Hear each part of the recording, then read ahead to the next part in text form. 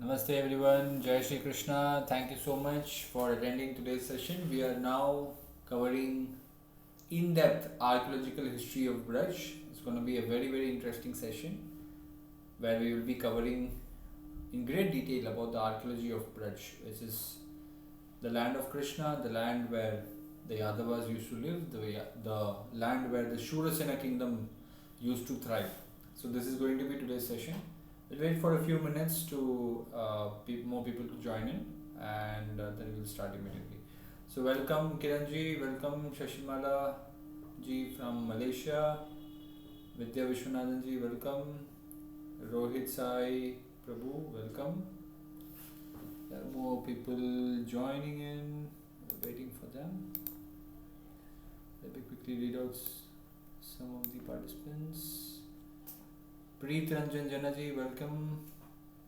Pragya ji, welcome. So yeah, we have more people joining in. So wait for a few more minutes and then we'll start today's session. It's going to be a comprehensive archaeological analysis of the land of Vraj. That's going to be today's session.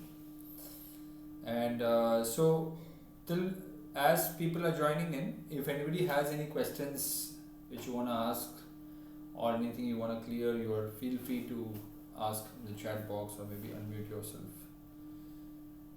So we can start with some questions maybe, and then we enter into the session today. Today is going to be a very exciting session where we'll be going deeper into the archaeology of the land of Vraj. Very important, extremely important piece of land for Vaishnavas. It is considered to be the place where Lord Krishna, it is in fact the place where Lord Krishna did his pastimes from his childhood, from the time he was shifted from Mathura, from his appearance, then his childhood activities, and all the way till he defeated Kamsa. And for some time he was ruling in Mathura and then shifted to Dwarka. So an extremely important piece of land, Vraj. We are going to do an archaeological analysis. I mean, even if you search the internet or go through whatever sources you have, very rarely can you get this kind of comprehensive information about the land of Krishna, the land of Vraj. So that's what we're going to cover today. Okay, so before we start, love to hear from you. Anybody has any questions, anything you want to ask, anything you want to clarify, please go ahead and let me know your thoughts. One or two questions and then we'll immediately start today's session. Anybody has any questions or comments? If not, we'll start immediately. Okay, so since there are no questions or comments, I'll revise, because I see many of the people who came today are new. I will quickly revise what we thought in the previous session so that we create the entire background. Rajiv ji, welcome. Thank you for joining in. Nice to see you today. And okay, so many times we experience this kind of question that, what if Krishna never came? What if he was an imaginary character, quote unquote, fictional or mythological, created by Hindus as a reaction to Buddhism? All these kind of things we keep hearing among many so-called scholars and academicians. So so what is the answer for it? So that's something which we have covered. And have you encountered statements like Mahabharata never happened, there is no proof and all that? And then we have scholars like these, Romila Thapar ji, who says Yudhishthir existed, she says Yudhishthir was inspired by Ashoka. Whereas, when Buddha existed or when Ashoka converted to Buddhism, the apparent period of Ashoka, that's around 2300 years old. And if the Kunal Jataka, which is directly by during the Buddhist period, so okay, I'll give you an idea. If Yudhishthir was inspired by Ashoka, Yudhishthir has to be much ancient. And okay, so I'm like okay, I'll just start from fresh. It's a little messed up with the content here. Okay, so Romila Thapar says Yudhishthir was inspired by Ashoka. Okay, if Yudhishthir was inspired by Ashoka, Yudhishthir, he should be after the period of Ashoka. I hope I make sense. Okay, if Yudhishthir was inspired by Ashoka, Yudhishthir should be after the period of Ashoka. But Ashoka became a Buddhist And before the period of Ashoka, there is this book called as Kunal Jataka. And Kunal Jataka, a 2400-year-old book, refers to Yudhishthir as the son of Pandu. So clearly, before the period of Ashoka, people know about Yudhishthir as the son of Pandu. So how can you say Yudhishthir was inspired by Ashoka? That's the logic I'm trying to create. I hope you got it. So a lot of history has been destroyed, unfortunately, in our glorious ancient temples, Vrindavan, Mathura, Somnath, Kashi, Ayodhya, whatnot. And whole North India faced, severe invasions. Several ancient universities were destroyed. So five main invasions, which we have covered in the previous courses. Previous sessions of the same course. But just to give you an idea, the five main invasions: the Hun invasion, which happened around 1500 years ago, and then we have the Mahmud of Ghazni invasion, which was one of the most brutal invasions of Mathura, which happened 1000 years back. And then around 800 years back, the Turkic invasion, the Sultanate of Delhi attacked Mathura. That's around 800 years back. And then Aurangzeb, he did his part 400 years back, 4 to 500 years approximately. And then finally, Ahmad Shah Abdali, 300 years back, he attacked the city of Mathura, the land of Vraj. So this has been the painful history of the land of Vraj, unfortunately.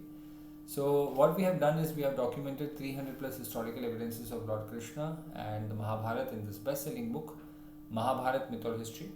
And this book documents all the historical evidences of Lord Krishna in this very important, beautiful book called as Mahabharata Myth or History. So we also saw about many coins. If you remember, we saw about the coin of Krishna, the Vasudev coin, then we saw the Sankarshana coin, then we saw about the cave paintings of Krishna, Balaram and Subhadra, which are nearly 2300 years old. Then we saw about the wall carpets referring to Krishna and his childhood pastimes. So if any of you do not have this book, I strongly recommend, please get this book. It's available in India and Amazon. If not, you can contact me. Most of you are from WhatsApp, you know me personally. This book is considered to be the world's most comprehensive research work on the historical evidences of the Mahabharata. It's a strongly recommended book. So I recommend that you please get this book if you don't have. And very important for your children also to know what is the authentic history of Bharat. So this book clearly demonstrates the authentic history of this great land of Bharat. Before we start today's session, I like to share some really exciting news, which is this, that here we go. As you can see here, this person, let me move this. We have made a great progress. We have met the head of the Vraj Tirth Vikas Parishad. This person is the head of the Vraj Tirth Vikas Parishad, the official organization dedicated to the development of Vraj as an international heritage destination or a spiritual destination. So we met this personality recently, and he was very impressed by our work. He appreciated our work, and the conclusion which came out is that he said that within 2 to 3 months he will arrange a direct meeting with Yogi Adityanath, the Chief Minister of Uttar Pradesh. So we have made a lot of progress. Our meeting is fairly confirmed with the Chief Minister of Uttar Pradesh.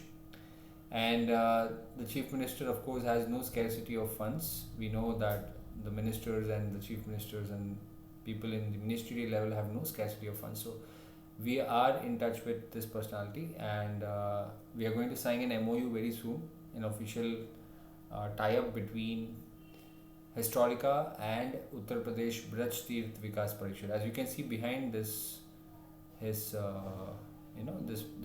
the organization, as you can see here. So great progress. We had an amazing meeting. So we told him about the context and the possibility of space archaeology, how space archaeology can revolutionize Indian history, how it can bring out archaeological sites, how it can transform Vraj as an international heritage destination. And he was very impressed. He said it's a phenomenal work. Thank you so much for connecting. However, as with any government organization, the thing was, you come up with a small pilot project, you come up with a prototype, show us how this looks in reality, and definitely we will recommend your work and also arrange a meeting directly with the Chief Minister of Uttar Pradesh, Yogi ji.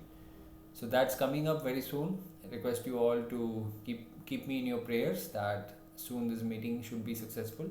So what we basically are planning to do is a comprehensive mapping of the entire land of Vraj through space archaeology. Many of you might be aware of this technology, some of you may not be. So for the benefit of everyone, I'll explain again. So this is the research on historical evidences of Krishna. If you remember, we discussed in the previous sessions. I am a former software engineer.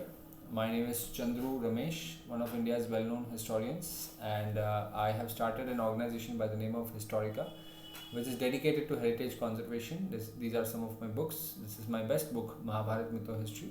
And also I am visiting faculty in multiple universities, including Delhi University, Indian Institute of Technology, IIT, and other universities. These are some appreciation letters, and this is our team with the Uttar Pradesh Cultural Ministry officials, secretary and other officials, and this is our MOU, Memorandum of Understanding with IIT, Indian Institute of Technology, Tirupati. They have the most advanced geospatial technologies in India, one of the most advanced. And then this is with the Chief Minister of Chhattisgarh, Deputy Chief Minister. So we are making some good connections, and this is a very important MOU with Indian Institute of Technology, Kanpur. Kanpur is the one of the oldest IITs in India. So we are proud to be their partners. They have a huge laboratory for heritage conservation, which the government of India had sponsored. So a lot of facilities are available for archaeological research, mapping and all that. So this is about IIT collaboration, and also I have like 10 million plus views on social media. Well known across social media as one who documented the historical evidences of Mahabharata. And so without further delay, let me quickly come to the artifacts which we have discovered. Here we go. These are some of the foreign evidences of Sanatan Dharma. Yeah, here we go. So these are the coins, if you remember. I'm just quickly revising it for the benefit of those who have not attended the previous sessions. This is the Vasudeva Sankarshana coin, Vasudeva with chakra and Sankarshana with his hull and gada, 2200-year-old coins, and these are inscriptions. The world's oldest foreign devotee of Krishna, recorded foreign devotee of Krishna, he records this in his inscription that I am a devotee of I'm Heliodorus, I am a devotee of Vasudeva. So this is an inscription, and this is the world's most ancient foreign reference to the land of Mathura. This is Megasthenes. Many of you might be aware of this personality. Megasthenes writes that in the land of Mathura, as you can see here, in the land of Mathura, a river by the name of Jobares is flowing, and Jobares river in the land of Mathura. We know very well Mathura is clearly Mathura, Jobares is Jamuna, and Klesbora, some people speculate that it could be Krishnapura, which he mispronounced, and then Sorsenoi. So basically, Megasthenes says in the land of Mathura, a river by the name of Jamuna, Jobares is flowing, and there were a people by the name of Sorsenoi. These are the Shurasena people, and they were worshipping a person by the name of Heracles. Now, who is this Heracles? It's clearly Hari Kula Isha. Hari, who is the Kula Isha of the Shurasena people. Shurasena are the Yadavas, descendants of Krishna. So this is a 2300-year-old literary reference by a Greek traveler. Clearly goes to show that Krishna was so important and famous, across cultures and across civilizations. Then we saw about multiple foreign writers like Dion Chrysostom, and this book, Periplus of the Erythraean Sea, is the world's most ancient reference to Dwarka after the Mahabharata. Right? And then Greek writer Ptolemy, he refers to the city of Mathura, he refers to the city of Indraprastha. Greek traveler Megasthenes knows Krishna, we know that, we saw that just now. Even during the Mughal period, people believed and accepted Krishna and Mahabharata and the Pandavas. Abu Fazl, who is the official court poet of Akbar, he says that the palace of Humayun is constructed on the exact place where Yudhishthir Maharaj had his fort. So can you understand? Can you see?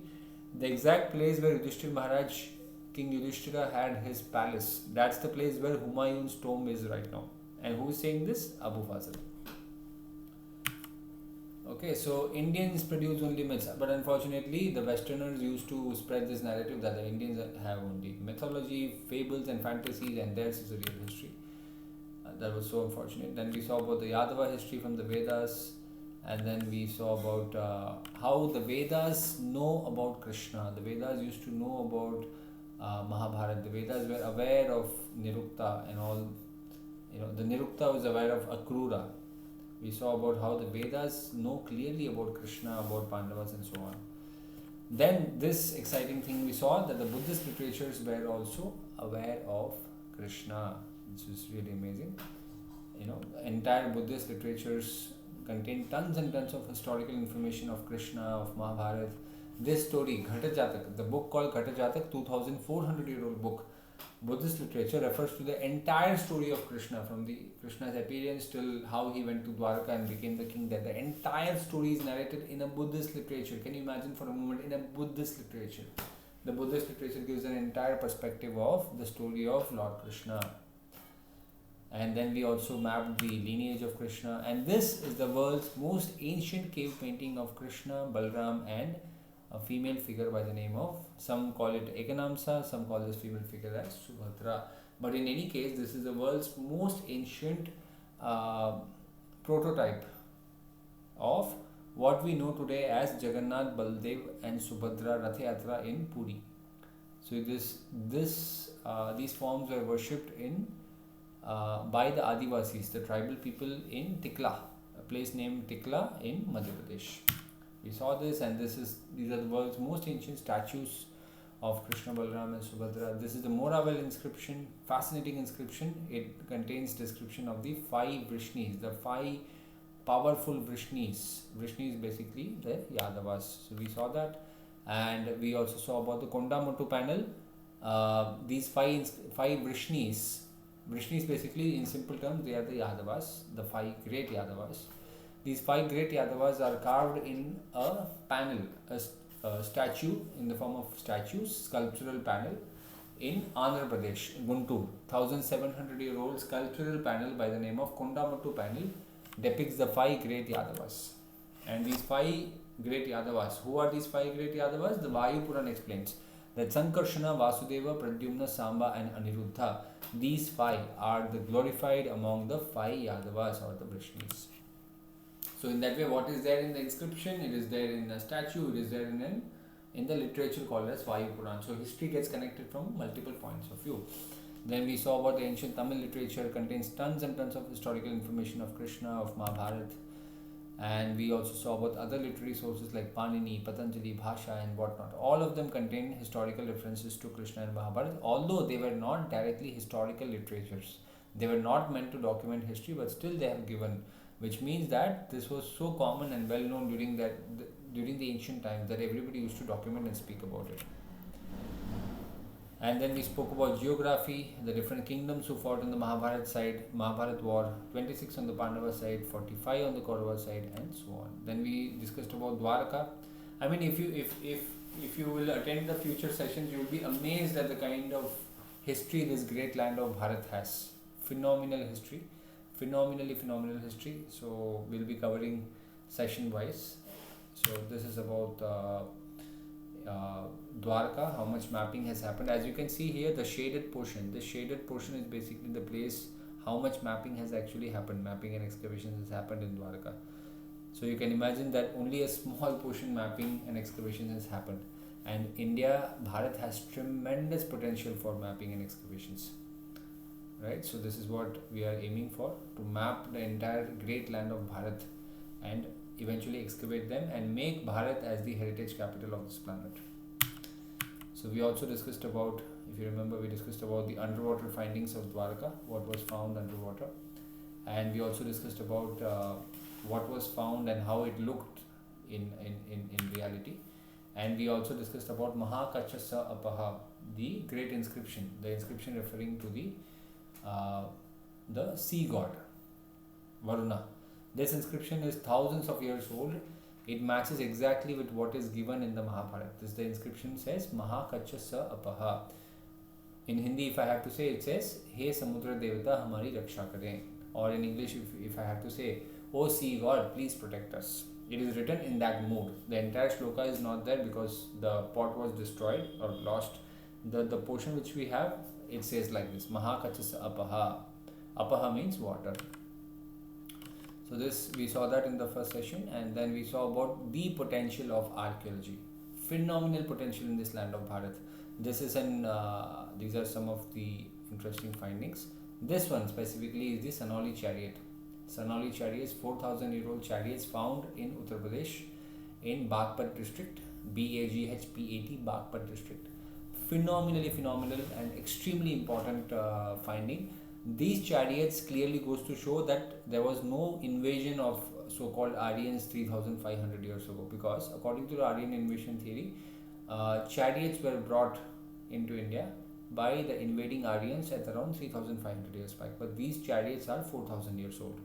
This shows an advanced fighting culture. I mean, there were advanced warriors 4,000 years ago. They had their chariots, their helmets, their weapons, and they also had proper burials.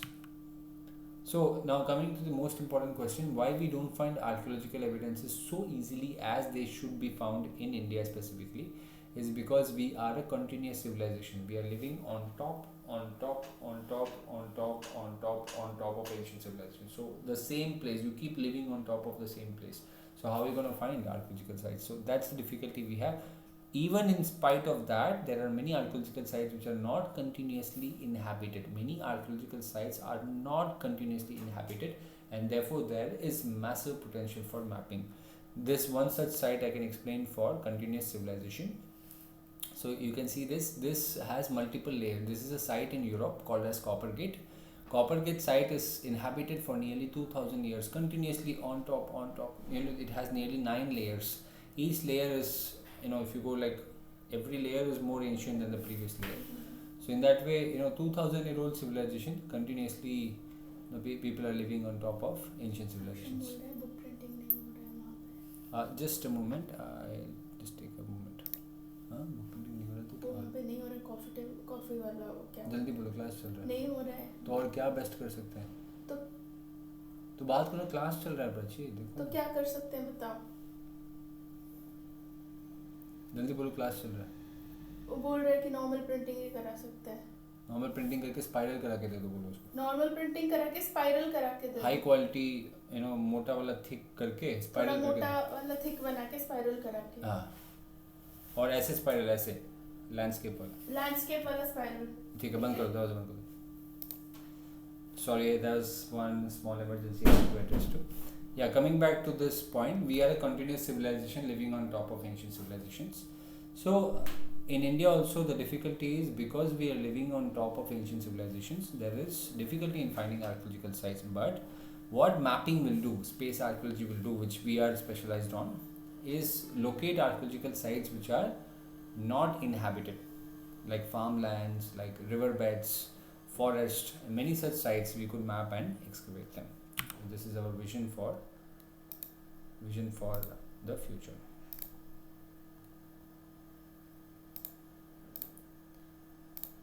Okay, here we go. So now coming to today's session, archaeological history of Vraj is a very I would say a comprehensive topic, in-depth topic. We will be covering a lot of topics, a lot of subjects in depth in archaeological history of Vraj. But today we will give a context about why Vraj is extremely important for Sanatan Dharma, for Bharat, and anyone who calls himself as Indian and who connects himself to Indian culture. For them, Vraj is extremely important. Okay, so we will just cover the Vraj part for now, and then I'll connect at the end.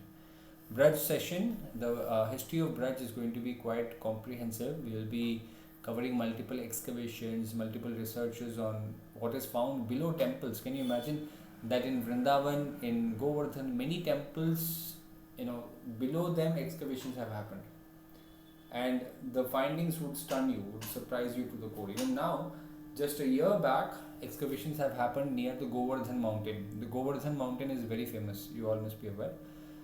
Very near to Govardhan mountain, civilizational evidences of 4,000 years. 4,000-year-old civilization has been found near Govardhan hill, and evidences of Sanatan Dharma going back to that much ancient period has been found near Govardhan Hill. So we will be covering that in some detail today. These sessions are very intricate and I would say in depth. So we are giving you the crux of what is found, so that your time is also very valuable. We don't want to overburden you with all the information available. We are giving you the crux of the archaeological findings and why preserving the land of Vraj is extremely important. That's what we are trying to create. Now, so what has happened recently in 2020, nearly 2 years back or maybe 3 years back, excavation started in the land in a place by the name of Bahaj. Bahaj is an archaeological site which comes under the 84 Kos Vraj, 84 Kos Vraj. A Kos is approximately 3 to 3.5 kilometers of land. So when archaeological excavations happened in Bahaj, it revealed unbroken habitation from the late 2nd millennium BCE to medieval times. From the late 2nd millennium BCE to medieval times. And according to some researchers, it's not just the late 2nd millennium BCE, it could be much ancient. It could be even 4,000 years old. When I say late 2nd millennium BCE, I hope you can understand. First millennium BCE is 1000 years before zero. Now we are 2025. This is the we are at the 21st century. Okay, so this is the, I would say, third millennium. We are in the third millennium. Second millennium is 1001 to 2000 years. 1001 AD or CE to 2000 CE. That is second millennium. And the year 1 to 999. That is first millennium CE, Common Era. And before zero, that is first millennium BCE, -1 to -999, or you could say 1 BCE to 999 BCE, that's first millennium BCE, and then 1000 BCE to 2000 BCE, that is considered to be the second millennium BCE. So I hope you understand the late second millennium BCE, even from the late second millennium BCE to the medieval times. Medieval times means which is we are living at this moment right now. I mean, during what we call as the Mughals were quite active during the medieval times. So you could say that is a medieval time. So excavations at Bahaj revealed unbroken habitation from the late second millennium BCE to medieval times. Now Bahaj is an extremely important site. Can you see here? If you can watch carefully the image here, these are some exciting and amazing archaeological findings. As you can see, if you can watch carefully, this person is taking photo here. Okay, and right next to it there are evidences of civilization potteries. Can you see here? These are potteries. These are different potteries, and if you watch more carefully, you will see that this is the current layer. You see the person who's standing. All these people are standing on top. This is the current layer. So do you understand that the ancient layer is so much more below? It is so much more below. If you want to go to the ancient layer, you have to go like 30-40 feet below. 30-40 feet is around, let's say, like 10 meters, 15-20 meters, like that. So you really have to go that much deeper to get the ground level of that period of ancient times. This is why archaeology is not a straightforward thing, because the first thing is we'll have to understand that where exactly is a site, where exactly is an archaeological site, and that's where mapping comes into play, right? So what has happened in the Harappan cities, if you all might be aware, there was this Harappan civilization, Mohenjo-daro, Harappa and all these. Many of these cities were vacated. People left those cities. They did not stay in those cities continuously. You know why? Because the Saraswati river, which was the prime source of water for the Sindhu-Saraswati civilization, which we call as the Indus Valley civilization, because the Saraswati stopped flowing, that's the point when many of these Indus Valley cities like Mohenjo-daro, Harappa and many of these cities were vacated. People left those cities because of the lack of water. Whereas in Mathura, people have been living all the way from the Harappan period. When I say Mathura, I include Mathura, Vraj and all this 84 Vraj. People have been living in this region for so long, phenomenally long, so ancient history. And the great thing about this place is because the Yamuna was constantly flowing, it did not dry up like the Saraswati or did not change track. Because of that, we have continuous civilization in the land of Braj. Braj is such an exciting and extraordinary site, extraordinary place, that so much of archaeological history is still not traced, not mapped. Nobody even knows that such thing exists. You might be walking in the land of Vraj near Mathura, or even the city of Mathura itself is an ancient mound. If you go to Mathura, you will feel that you are walking on top of a mound. Now I'm not sure if some of you might not know, because you might have joined in the last few sessions or maybe today for the first time. If you do not know, just to give you a background, right? That there are two things. One is a mount, and another is a mound. There are two things. One is a mount, another is a mound. Now, what is a mount? A mount is MOUNT. It is a short form of a mountain. And what is mound? MOUND. What is a mound? It is in simple words, it's an archaeological site. MOUND. T for Delhi. Mound is an archaeological site. It's a likely archaeological site. When you go to Mathura, it feels like you're going on top of a mound. Not a mountain or a mount. It is a mound. D for Delhi. MOUND. Mound. So it feels like you're going on top of a mound. So that's what Vraj has to offer. Vraj has, especially the city of Mathura, is a continuously inhabited city, living on top of ancient civilizations. What we saw, if you remember, we saw the previous picture of Coppergate site. This is the Vraj is also like that. Especially Mathura is also like Mathura is specifically like that. All the way from the period of Maharaja Shurasena till today, people are living on that exact same place continuously. So therefore, excavation becomes a challenge. But everything is not so difficult. I'll be coming to the future slides and I'll give you the context of what can potentially happen. So now, painted graveware pottery. So there are different potteries. You must be aware or not aware, I'm not sure. But if you know about archaeology, there is one famous pottery which is called as a painted graveware pottery. Painted graveware pottery is generally classified to around 2700, 2800, 2900 years old. It could be more or less also, but generally around 2800 or 2900 years old. So painted graveware pottery has been found in the land of Vraj, with burnt bricks, bone tools and structures were also recovered. Okay, so clearly one thing which is established in the land of Vraj is that there has been periodic civilizations which rose and fell. There is also evidence of continuous civilization. Like Bahaj is an example of a continuous civilization where people were living for nearly 3000 years in that exact place, and they vacated 300-400 years back, possibly due to invasions, and they did not feel safe there, and that village could have been vacated. But however, generally people have been living on top of ancient civilizations even after the invasions. During the medieval period, when the invasions happened, still they were living there. However, there has been some sites which have been inhabited for a very short period of time, like these painted graveware pottery sites.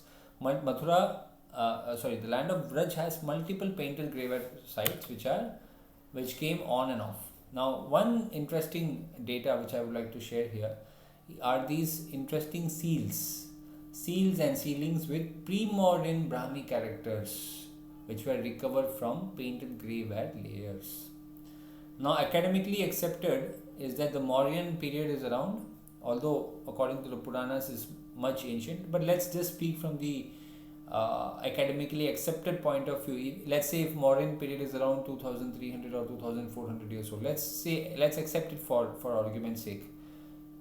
So pre-Mauryan Brahmi characters, according to scholars, were recovered from painted graveware layers, which clearly goes to show that even before the period of the Mauryan kingdom, even before the period of Ashoka, this land was extremely important. People used to have civilization in this beautiful land of Vraj. So what it indicates is that people were literate there, they had their administration, they had their record keeping, right? Why would someone issue coins? Why would someone issue, would have a proper civilization, like proper potteries, which were having proper, you know, they had their proper place to stay and follow all the civilizational proofs. So all this clearly goes to show that Vraj had an early civilizational network. It was not just a rural place where people used to come and settle down.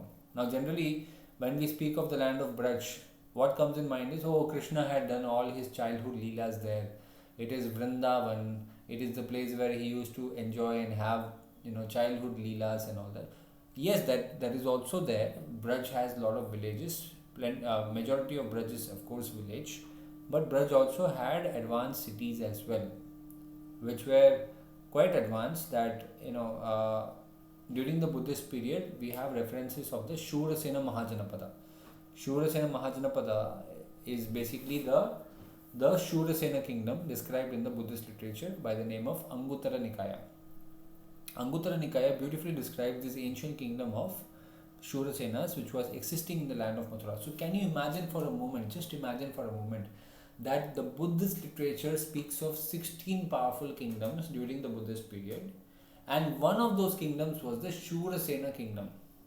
And this exact name, Shurasena kingdom, is also mentioned in the Mahabharata.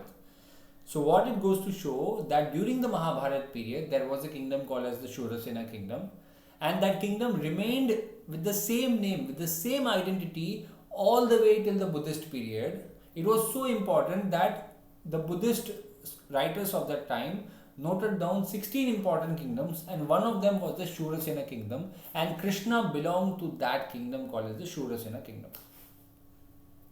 How fascinating is that? What is there in our literature, like the Mahabharata, like the Buddhist literature, is also confirmed from the archaeological point of view. It is also confirmed in the archaeology. So basically what I am trying to create here is that Braj is not just a place. You might wonder, oh, you want, if you, I'm trying to do mapping of Braj. You might ask me, oh, why do you want to do mapping of Braj? Braj is just it contains a lot of villages. It is just a place where Krishna used to do his childhood leelas. Why do you want to map Braj? Why is it so important? It is important because it also had advanced civilizational evidences, and most importantly, it also had many ancient temples, very important temples which were razed down, which were completely smashed and destroyed. They are still there in the land of Braj. We don't know that it exists, but technology can help us identify those sites. Technology can help us identify these sites, and that's where it's going to make a huge difference when we do space archaeology to map these historical sites. Somebody has a question. I request you, please keep your question with you. We are going to come to question answers at the end. Let's cover. We are going really deep into the archaeology of the land of Krishna. So let's please give us some time. I think maximum 20 minutes we will be completing the session, and then we'll be coming to your questions. Now going further.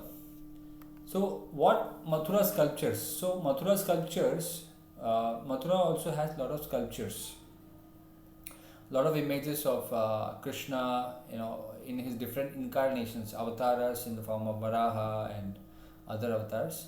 So Mathura had its own school of art, which is called as the Mathura school, very famous. It had its own way of, the way they carved and Yaksha worship was extremely famous in Mathura. If you may be aware or not aware, Mathura was extremely important for Yaksha worship. The worship of Yakshas was very, very prominent in the land of Mathura. Now, one interesting thing which I would like to share here, you might be very amazed and surprised and also interested to know that in the first session, in the very first intro session, if you remember, we discussed about the Moravel inscription. Do you remember we discussed about this very beautiful inscription called as the Moravel inscription, which is around 2200 years old. If you remember, we discussed in this Moravel inscription, it discusses about the 5 Rishnis. Right? Let me quickly show the inscription in photo so that you will remember. This is the Moravel inscription. Okay, just a moment. I think I moved the slides a little faster. Just a moment.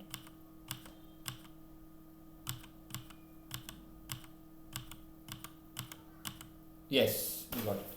So if you remember, this is the Moravel inscription found near Vrindavan, 2200-year-old inscription. This inscription refers to the five Vrishnis, the five great Vrishnis. Generally, as I told you in the first session also, when we have the number 5, it is associated with the 5 Pandavas. When we think of the 5, we say, oh, 5 means 5 Pandavas. But 5 was also important in the context of the 5 Yadavas or the 5 Vrishnis. And these 5 Vrishnis have been shown in the form of sculptures in Andhra Pradesh, as I told you. This is Narsimha in between and the 5 Yadavas on right and left. And these 5 Yadavas are mentioned in the Vayu Puran. Now, why I am covering this again right now?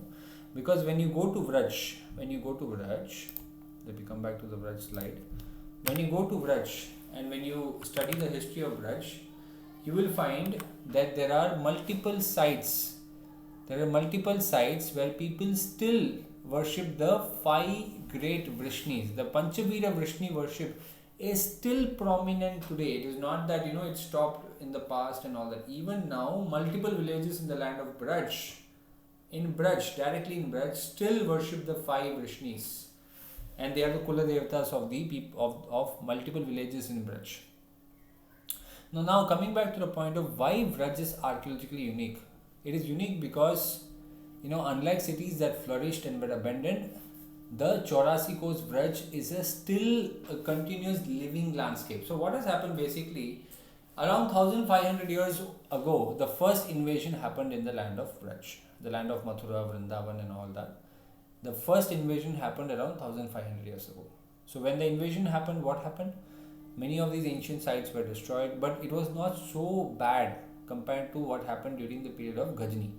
When Ghazni invaded 1000 years back, that was the most brutal invasion in the history of Vraj, in the history of Mathura, the most brutal invasion. It literally, the entire city was burnt and many people, I don't have the exact count, but many were killed, and it was a very disastrous period. When Ghazni used to come, he passed through Mathura when he went to Somnath. And one reason could also be that the lack of unity among the Hindu kings during that period. Although I'm not expert on political history of that period, which I would definitely want to cover and do my own. I have my research on that. I would like to cover that after I prepare my presentation on that. So as far as I remember, the lack of unity among the kings during that period had a great role to play for Ghazni to enter and create the mess. And also, Ghazni, before he came, he sent his court, one of his court scholars by the name of, I forgot his name. It's let me check it out. Ghazni had this Al-Biruni, yes, that's his name, Al-Biruni. Ghazni sent his person by the name of Al-Biruni. Al-Biruni's duty was to study India, Bharat in great depth. He studied and he wrote 2-volume book called as Tariq-e-Hind, if I am saying it correctly, Tariq-e-Hind. So in Tariq-e-Hind, his only duty is to understand who is the king, how these people fight. Many of these Hindu kings have the rule, we will not fight in the night, we will not fight, attack from behind and this and that. All these things he studied in great depth. And this information he went and shared with our Ghazni. And Ghazni knew in and out about India because of the groundwork which Al-Biruni had done. Al-Biruni had done massive research on India in the 10th century, and with that information he helped Ghazni to understand the history of Bharat, how these kings are placed and how they don't fight in the night and all these rules and regulations. Imagine, just to give you a background, imagine if somebody from Pakistan, some scholar from Pakistan is coming to India, an Indian army person is willing to explain the entire army formation and telling them how the army is placed and how they don't fight in a particular time period. These are the different weapons they use. These are the different animals and the infantry. Everything related to the warfare is being explained to a Pakistani scholar. Do you think that is a wise thing to do? Unfortunately, our ancestors did the very same thing. They revealed in great detail. In fact, they used to make him stay, fed him nicely, and explain to him about what is how India was, or how their kingdom was, the religion, astronomy. If you study the books of Al-Biruni, you will be stunned. He has covered literally all aspects of life, from Vedic science to astronomy to architecture. He writes, I see so many massive buildings I don't think I have ever seen in my life.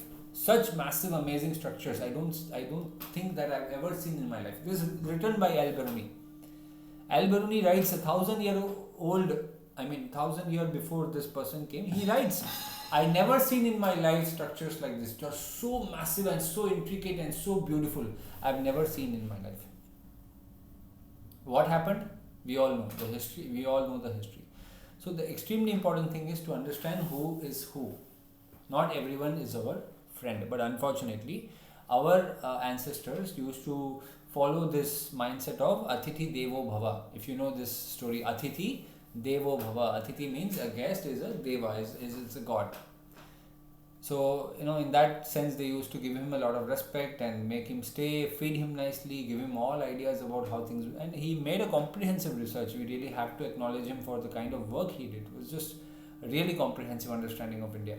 And he gave that information to Ghajini. And you see, once this research has completed, or the research is happening, from the time onwards, Ghajini is starting to prepare attack India. Otherwise, Ghajini never attacked India before the arrival of Al-Biruni. Al-Biruni, if you want to understand the history of India, one of the most critical persons. This was a turning point. One of the biggest turning point was the arrival of Al-Biruni. People think that the defeat of Prithviraj Chauhan or the arrival of Ghajini is the most painful thing in the history of India. That's when the invasion started. No, that's not so important compared to Al-Biruni. Al-Biruni is the most difficult character in my understanding. So now coming back to Vraj. Vraj also, the history of Vraj also has been comprehensively understood by Al-Biruni, and he gave this information to Ghajini. So now coming back to our archaeological analysis of the land of Vraj.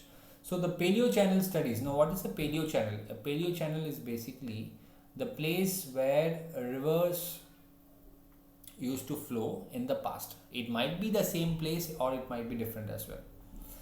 Now, when we do archaeological research, when we do mapping, one of the most important place where we do archaeological research is definitely on the banks of rivers. I'm repeating again, the most likely place to find an archaeological site or a heritage site is on the banks of a river.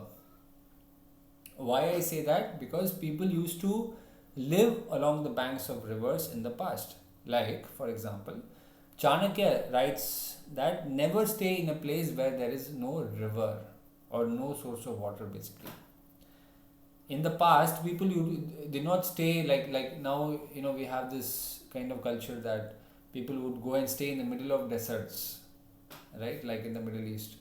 So, and they will create complete civilizations out of nothing. So that kind of culture did not exist in the past. People used to live on the banks of rivers because rivers were the source of water, for the source of drainage, for cleaning their clothes, for bathing, for cooking their food, and agriculture and so on. So food for water was extremely important. So whenever you are looking for an archaeological site, you can focus on banks of rivers. And there is a difference between a channel, an active channel, and a paleo channel. I'll explain to it what it is. An active channel is basically the place where the river is currently flowing. Okay, now the river is flowing in a certain place, in a certain way. That place where it's flowing is called as a channel. And a paleo channel is a channel in which the river used to flow in the past. Might be 500 years, 1000 years, 2000 years back. The river used to flow in a certain way in the past, in a certain place in the past. So that's called as a paleo channel. So paleo channel research on the Yamuna river, you must be aware that, right? Vraj is mainly taken care by Yamuna. The entire land of Vraj is fed by Yamuna. Yamuna is the main source of water, of irrigation, and all the needs of water needs are taken care by the Yamuna river. So Yamuna river is extremely important from the archaeological point of view. However, paleochannel studies have shown that Yamuna has shifted course multiple times. Yamuna has not been in the exact same same flow as always. Yamuna has constantly changed its flow, and therefore, but it has not flown changed much drastically. Overall, it has been within the range of few kilometers to the right or left. So when we do mapping, the most important thing is to map around the existing and the paleochannels of the Yamuna river. Extremely important. So what we are trying in our organization Historika is focus primarily on Yamuna paleochannels. Yamuna paleochannel is an extremely important place for mapping. Extremely important place. Why? Because Yamuna is the place. Yamuna is a river where along the banks of the Yamuna river, evidences of Harappan period artifacts have also been found. Harappan means more than 4,000 years old. So Harappan period artifacts were found along the banks of the Yamuna river. This is archaeologically proven fact. So now when we do research on mapping, our focus is always going to be more on Yamuna paleochannels and Yamuna existing channels, and also our focus is going to be on some small tributaries or other branches or any river bodies or water bodies and so on, because they are naturally high potential regions for finding archaeological site. I am giving you some, I would say, inner secret about how mapping works, right? Whenever you see a potential ancient river body, it may be a kund, a pond-like structure, it could be a river or a lake, immediately our antennas start going up. Oh, it could be an archaeological site nearby, because people will need water and they used to derive water from these important water sources. And now coming to the land of Vrindavan, and I'm not sure if I have Vrindavan here in map. Okay, I don't have. Anyway, I'll explain. Today I thought I'll do a beautiful analysis of the city of Vrindavan. It's something which you will not find even in any archaeological report, which I have seen from my own research. I'm opening Google Maps right here, and when we open Google Maps and we search for the city of Vrindavan, watch carefully what happens. This is the city of Vrindavan. Let me make the layers. Yeah, you see here, this is the land of Vrindavan. I'm removing this. Okay. Watch carefully. This is the Yamuna river. Can you see this? Okay, let me change the layer. Okay. So that you can see the river. Yeah, so this is the river, Yamuna's current channel here. Watch carefully. Okay, and as I zoom in, you will see that the majority of archaeological sites, or what we call as the important temples of Vrindavan, are all within this circle. It's a U. Watch carefully, this is a U. I mean, you will not find this information anywhere. This is one of the most amazing things which we have discovered during our research. This is the U, or it's like it's a big U, and inside this U is where most of the ancient Vrindavan sites are still there. Like for example, I'm zooming in, watch carefully. Banke Bihari is not that ancient, if you might be aware. Banke Bihari is definitely important temple, but it's not like a 5,000-year-old temple or a 3,000-year, 2,000. It's not like that. The main Vrindavan which we know today is actually here, Nidhivan. Radha Raman temple is extremely important, Radha Damodar, and we also have multiple other important sites like where Krishna had multiple of his leelas happening. These are all within this U-shaped place. And these are all farmlands and people don't live here because there is also always a danger of Yamuna becoming over flooded and taking over this land. So people generally are not staying here. Okay, but this is a densely crowded Vrindavan. And when you zoom here, you will see this is densely crowded. This is a Govind Dev Ji temple. This we have shown. This is that temple which was destroyed by Aurangzeb. 7-story temple. He destroyed, I think, 4 stories he destroyed, 3 remained, and very beautiful and very important temple. Now, when you zoom here, this is the. I will also cover Radha Madan Mohan temple and the archaeological excavations happened in that temple in the next session. But today I'll just show you very briefly how this site is placed. Radha Madan Mohan temple in Vrindavan. See, this is the Radha Madan Mohan temple right next to the Yamuna, and this is the Yamuna Ghat. Okay, here we go. This is the Radha Madan Mohan temple, and as you click here, you will see that this entire temple looks like it's standing on top of a mound. M-O-U-N-D. M-O-U-N-D mound. Can you see here? People are walking and going on top of the temple, but actually it's not a natural structure. It is created by someone. The temples were built and demolished, and the new temples were constructed exactly on the same place. As you can see here, the ground level is much higher. It's like standing on top of a building. So now coming back to the Vrindavan geography, watch carefully. This is the Yamuna River. Yamuna River, changing the map here so that you can understand better.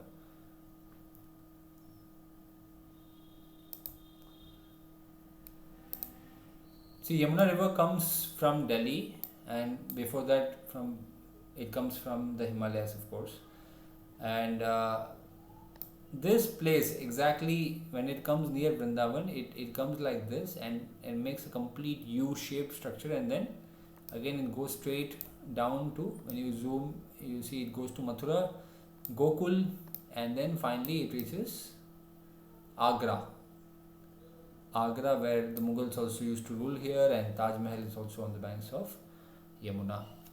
So if you watch carefully, Yamuna is taking a very interesting U shape here right next to Vrindavan, and many archaeological sites going back to 3000 years, 4000 years are in this place within this U. And you might say, oh, what is the big deal about it? So what? So what, you have many archaeological sites within this U. It is important, I'll tell you why. Because Vrindavan has a place by the name of Loi Bazaar. I don't know if anybody have been there. Some of you might have been to Vrindavan. Vrindavan has this beautiful place called as Loi Bazaar, and Loi Bazaar has archaeological proof that it is very ancient, that many evidences have been found, and specifically Archaeological Survey of India excavations happened in Loi Bazaar, and below existing buildings evidences of 3500 4000 year old sites were found. Now why this is extremely important? Because let's say this is the actual Vrindavan where Krishna did his childhood leelas. Watch carefully. If this is the exact place where Krishna did his childhood leelas, why would Krishna do so much of his leelas in such a place where the Yamuna is taking this kind of a course? Why? Because because many of his leelas related to the cows have also happened in this place. If this is a fact that Krishna's childhood leelas happened here, it makes perfect sense. Why? Because if you were a cow grazing civilization, which was a fact with Krishna, I mean, he took care of cows and all that. So if you see carefully, all these places, especially in this U-shaped, you could have thousands of cows here, and Krishna could be grazing along with his friends and gopas and gopis. He could graze all these cows here, and the cows and the children of the cows, the calves basically. So you had access to water in three different directions, because if you remember, Bhagavatam describes that the people in Vrindavan were in constant anxiety that Kamsa will attack. I don't know what they will do, and if some Asura will come and trouble us. So there was always some fear in the Brajvasis that what will happen. Krishna said, oh, don't worry, we will protect you. But still there was always some kind of a fear that what will happen. So naturally this place, because it had water from 3 sides, it gave a natural consolation that okay, we are protected by water from 3 sides. Okay, that's one thing. And second thing is easy access to water, because you had cows and calves, they need access to water. So if you were grazing your cows in this place, this was a forest. Now it is densely crowded city, but this was a forest. So being a forest, you had access to water in three different directions. So naturally, it was a very strategically and very smart place to have the place where you will go and do your different leelas. Okay, and why I am saying this is extremely important, because archaeologically also many sites going back to 3000, 3500, 4000 years have been found exactly in these places. In these places, like below the Loi Bazaar, even this Ranganath Mandir, the Rangji Mandir, very famous and huge temple. Even below this temple, excavations have shown existence of civilizational layers below this temple. So Vrindavan is an ideal example of a continuous civilization, people living on top of ancient civilizations. So I think I'll just quickly in 5 minutes conclude, because we have a lot of things to cover. We have more sessions coming in, so we'll cover, maybe in few more sessions we'll complete the entire in-depth archaeological analysis of Vraj. And please do keep in your comments in the chat box, and I love to hear from you. How did you like today's session? So now this will be the last point which we will cover for today, that when we speak of the Chaurasi Coast Vraj, it is basically a 3 to 3.2 kilometers of region which we call as a coast. It is not a distance, but it is a unit of time, effort and merit. So pilgrims used to count coasts while walking. So it basically indicates that spiritual progress. Coast generally coast has 11, 7 or 84. These are cosmologically auspicious numbers, and this recurs across the Itihasas and Puranas, these three numbers. And the distance, number and narrative are intentionally aligned. They purposefully align these three numbers with their yatra. Okay, so this is a very quick background about why Chaurasi Coast Vraj, because it is connected with the cosmology.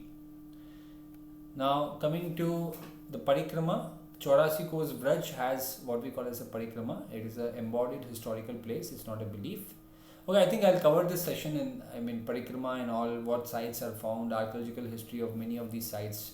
We'll go very deeper and connect Krishna's leelas with the specific archaeological site. It's going to be a very exciting session in the coming few sessions. But today, to conclude, some of you are new, so I will quickly give a background of the project which we are planning to do in the land of Vraj.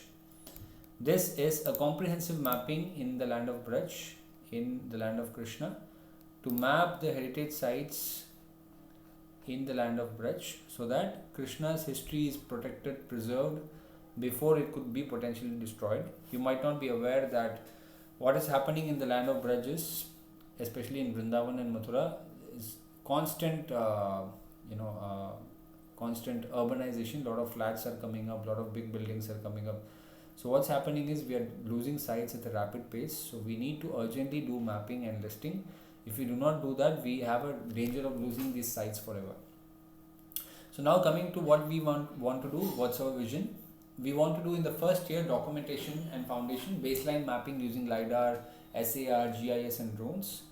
Record the oral history, study the manuscripts, the temple records and existing documents of the Archaeological Survey of India, do a comprehensive research and create what is called as a Vraj digital heritage record.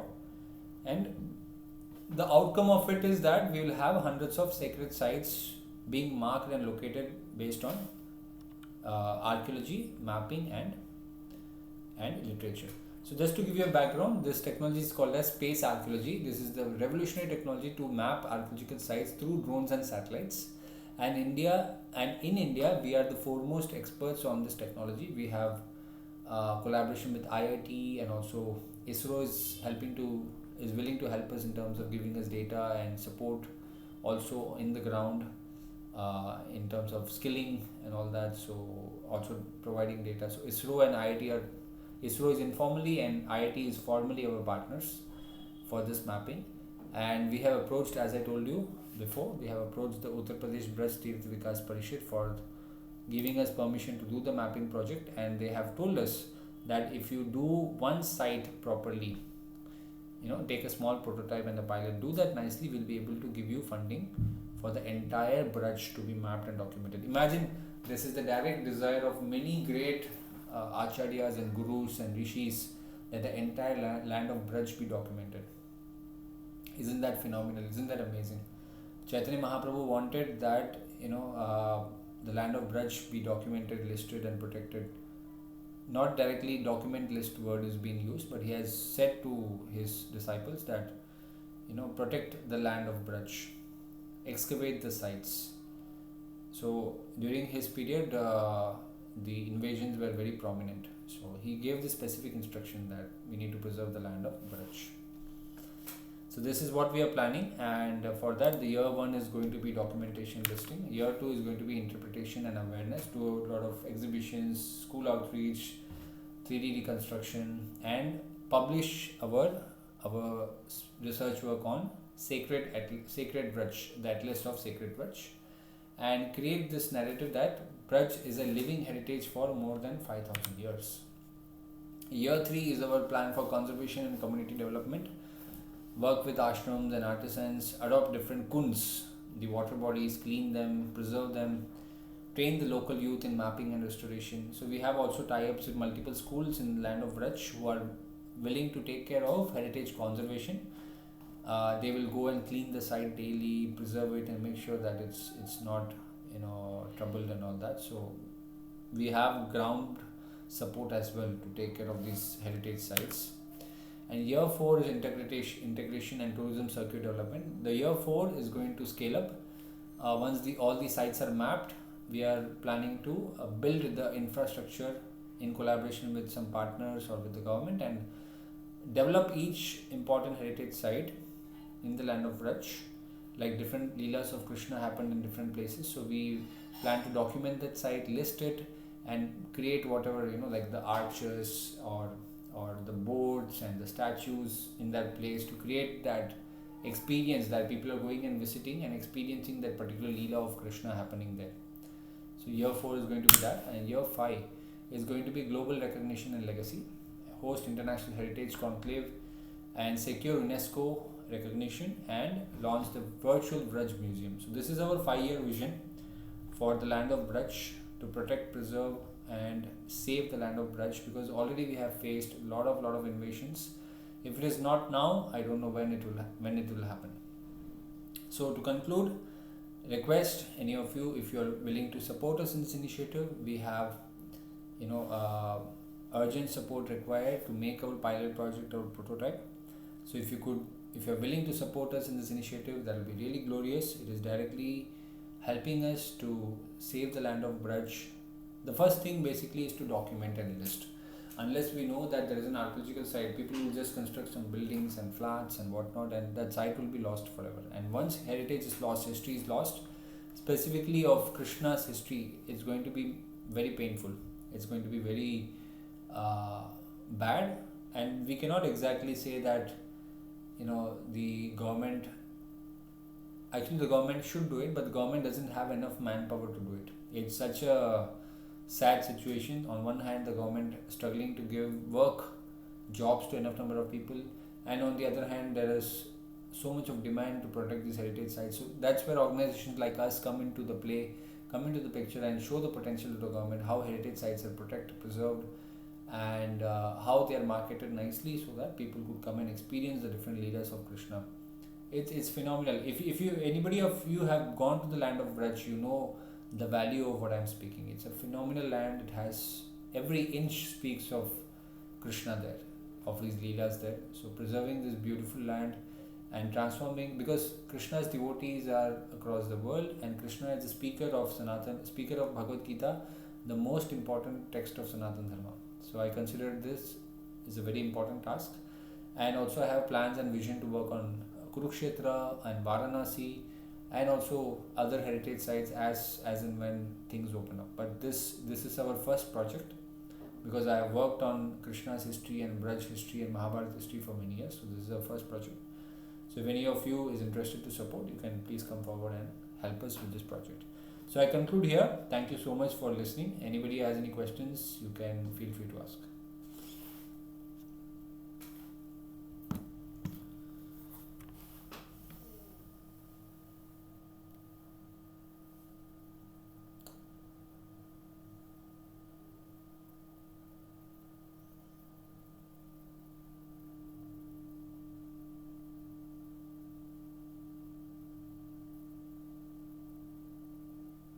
Okay, there is one question.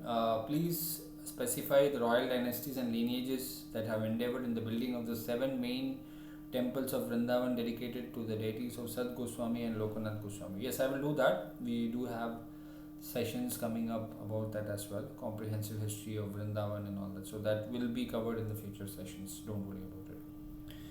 Okay, another question. We have another question which is by Raghav Sisodia Rajput. Still, we lack the same Shatru Bodh. And as Ajit Doval says, the first enemy of Bharat is not an outsider but an insider. True, many of the times, the Jai Chand is within, it's not from outside. True. Unable to attend today as we have many temple activities going on. Many people will stop due to winter temperature dripping and snow. Can we get the video? Yes, you can get video under some circumstances. Yeah, we can help you with that. Okay, there is a question. Do you have any plans of mapping Dwarka city? Fantastic. I mean, that's something you touched my heart. It's there in my list. It's there in my bucket list. 3 main sites. In fact, 4 main sites, which is Vraj, Kurukshetra, Dwarka, and Varanasi. These 4 are my target areas. So yes, Dwarka is sure shot. We are not gonna miss it. We have some connections with the Reliance group, Ambani group. However, we cannot pursue or get any project from them or get any funds from them unless we show them a prototype. So we are first focusing on one thing at a time. We don't want to take too many things and mess up. First, we want to do Vraj and possibly one more Kurukshetra, only 2 projects. And once we show some impact and things start moving in these places, with that we are planning to approach the Reliance group. We don't want to take support from Reliance for any other project other than Vraj, because the persons whom are helping us to meet the Reliance group, they are very clear that we are going to introduce you only for Dwarka. Only if you are going to do Dwarka, we are going to introduce you. Why? Because Dwarka is very near to Jamnagar. It's very near, maybe 2 hours from Jamnagar. Jamnagar is the hometown of the Ambanis. So Ambanis are also naturally devotees of Krishna. So let's hope for the best. Krishna is very kind. He knows how his history has to come out. We are just instruments in the divine plan. Okay, I think then no more questions. If not, we'll conclude here. It has been a phenomenal experience of understanding the land of Vraj, its history. I mean, every time I speak about these sessions, I become more inspired and more dedicated to. Yes, Vidya, you have a question, please. Yeah, are you going to, also have walks or something so we can see what you're saying? Walks in the sense you mean to say like heritage walks? Yeah. Yeah, we do plan to do that. Heritage walks are possible in the month of February and March because we don't have much pollution as well in India. I mean, North India at that time. You're from which place? I'm from Delhi. From Delhi? Yes. Oh, great. In February and March, we do organize one trip to Vraj because it's a very pleasant period to travel. Or we also plan something in the month of September after Janmashtami. It's not much crowded. So yeah, we do heritage walks during these 2 periods when they are not much crowded and not much polluted. Air pollution, I mean to say. I also wanted to know a little bit about your team. How did you guys start doing this? What's that? Okay, so you wanted to know my journey. Great, thank you for Yeah. asking that. I was formerly a software engineer in HCL Tech, and I was very inspired by India's ancient culture, especially the ancient temples. I used to go there and experience a kind of energy and aura, whatever you can call it. I mean, the experience of these temples were phenomenal. It had a deep impact in me. I remember even now, I went to a temple which was within a forest, and it has been inhabited for thousands of years, easily 2500 years. When I saw that temple and the culture there and how people are so happy living in that ancient way without much of the modern food, or you could say the food is so organic, the natural food, the music, the temple sounds. I mean, I can describe by words, but the experience was so amazing. It was a temple near Tirunelveli in Tamil Nadu, and that had a phenomenal experience in my life, a phenomenal impact in my life, and also multiple such temples across India. I used to travel. I left my job, and for few months I just traveled across India. And it was just so amazing experiencing these ancient sites. And I knew that if this is the experience which I am getting, what could it be when people could actually from all over the world, if they could come and see the great heritage of this land? How amazing would that be? How amazing would that be when we preserve these sites properly, we market them nicely, we bring people, because many people from across the world have been greatly impacted by Indian culture, yoga, meditation, Ayurveda, and whatnot, and especially even people like Steve Jobs and many of these big people today, they have come to India and have been massively impacted by its culture, by its temples, by the gurus and whatnot. So my thing was, if we have such a great culture, we have not marketed it properly, or we have not protected, preserved it properly. It's very important to do that. So I took it as my life's mission that I will transform India's heritage sector. So that's how it happened, and I'm so glad doing this. Although my salaries would have been huge compared to what uh, you know tiny amount of money I get to sustain myself, and I'm happy with that. We have a family business to support me in case of any emergency. So what I see is that the experience has been phenomenal. I mean, it's not the the the craze of running behind money and position and this and that. It's a very fulfilling job, that something which has been destroyed in the last 1,000 years, and due to invasions or due to colonialism or due to neglect or natural causes, I'm trying to preserve what is remaining. And just by thinking that I'm doing something which is desirable by millions and possibly billions of people across the world, that gives me great happiness. And I'm going to help people connect with Indian spirituality, Indian culture. I'm not restricted just to the Hindu sites. I'm also planning to work on the Buddhist sites after a few years once I'm settled with, because Buddhism is also extremely important. It is also the culture of this land, religion of this land. So I also want to develop the Buddhist circuit in a way that people from the Buddhist countries come and experience the Buddhist sites. Jain sites, of course, that's also in my priority list. So yeah, I want to work on these sites and develop them, protect them, preserve them. India has centrally protected monuments 3,700, and state protected is more than 20,000. So imagine the prospect of how, when they are properly protected, properly marketed, and people are taken to these places and given the experience of these sites, especially people from abroad or the NRIs, their experience would be phenomenal. Only thing is, we have to have a proper guided experience so that they don't have some mishap or people taking advantage of them. So we also plan to support in that way also. So it has been a journey. I'm still evolving. I'm not some perfect person, but But my concern it's is very that gratifying. the moment, while we are saying we're getting very spiritual and so on, all these sites are also becoming real estate places. All these sites are becoming what? Real estate play. You see advertisements saying Vrindavan, this clubhouse, like you're living close to Vraj, and is True, there true, true. So that? that's why mapping is extremely important, because what will happen is, as these sites become very important, real estate giants are going to pounce on them. They're going to pounce on them and develop their flats and buildings and whatnot. In fact, just recently, I think around 8, 9, or 10 years back, uh, a very important historical site by the name of Ghosna, Ghosna, near Mathura city, 4,000-year-old artifacts where 4,000-year-old mound was partially destroyed, and it had evidences of a civilization. When archaeological research happened, I mean the dating happened, it was found that the artifacts were 4,000 years old. So yeah, we are losing sites like crazy.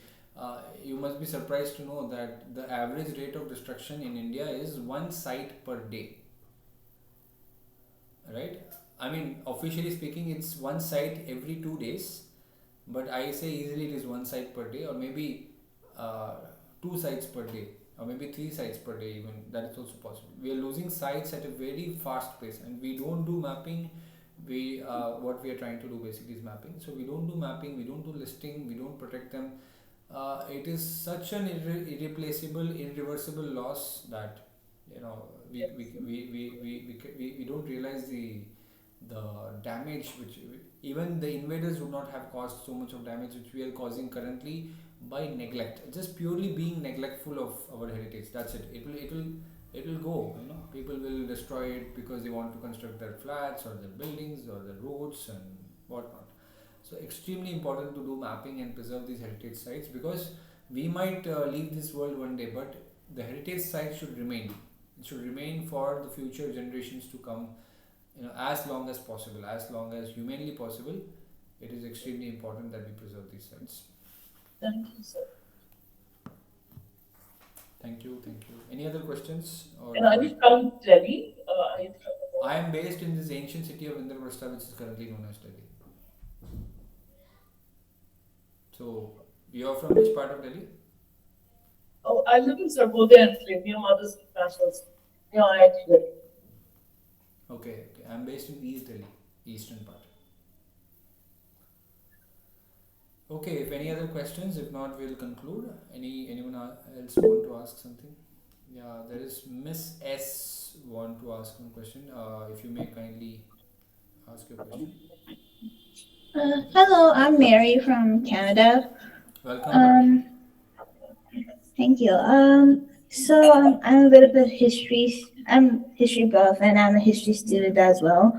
So my question was regarding the seals that you showed about the pre-Mauryan Roman characters.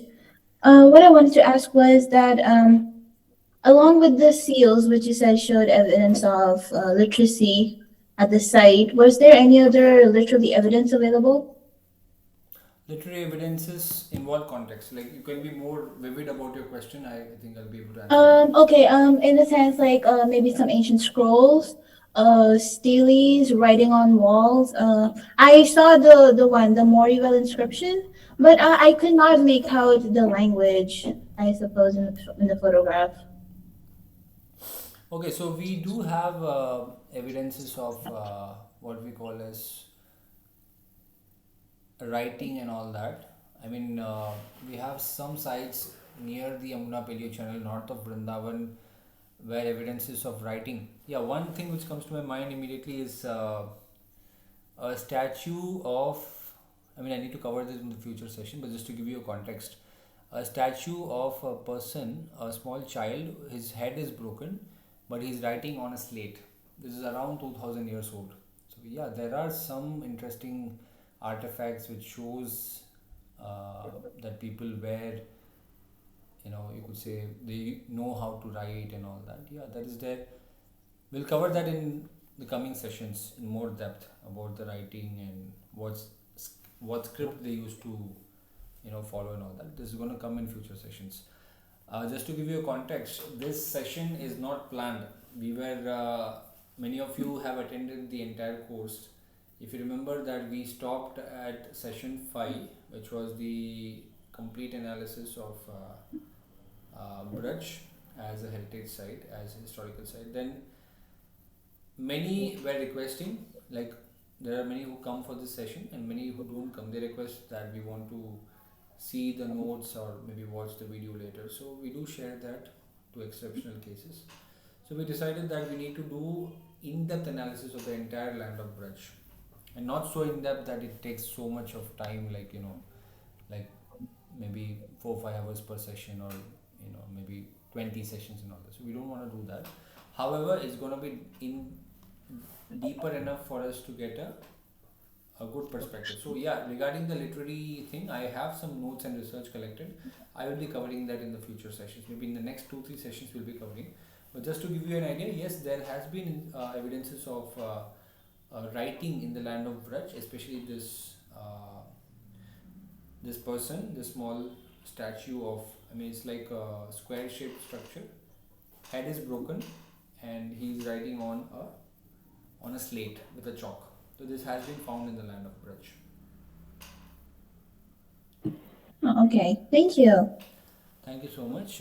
Any other questions? If not, I think we will conclude here. So I wanted to ask Miss Mary. I mean, how did you? You're part of a group. Oh yeah, I just joined this morning. Oh, great, nice to know. Because I think you have not attended any of the previous sessions, right? Oh no, I got to know about this like 2 days ago. Great. You're part of this group, Heritage, Vraj Heritage, Restore Krishna's Vraj, right? Uh, yeah, I think so. That's the one. The Restoring Krishna's Raj Okay, okay. webinar and project group. Yeah, that one. Yeah, yeah. Okay, great, great. Fine, fine. Can you put me into that group as well? Sorry? Can you put me into that group as well, restoring Vraj? I can do that, yes, I'll do that. However, I would suggest that you can note down my number, send your number, I'll add. That would be much better. Yeah. How do I note your number down? Yeah, you can note down my number. I'll put it on the chat if you